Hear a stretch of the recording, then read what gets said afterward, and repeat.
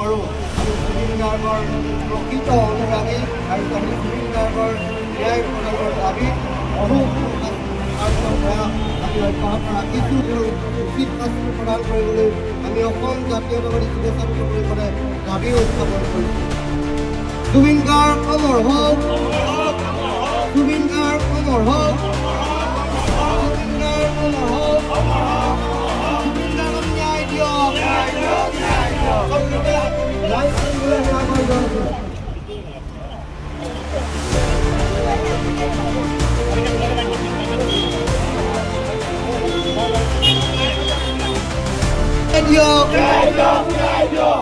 অসম জাতীয় যুৱ ছাত্ৰ পৰিষদ কেন্দ্ৰীয় কাৰ্যসূচী প্ৰতীকীভাৱে আপোনাৰ দুজন ব্যক্তিক আজি জাতীয় যুৱ ছাত্ৰ সমগ্ৰ অসমত ৰাজহুৱা স্থানত ফাঁচি দিয়াৰ ব্যৱস্থা কৰা হৈছে, শ্যাম কানু মহন্ত আৰু সিদ্ধাৰ্থ শৰ্মাক।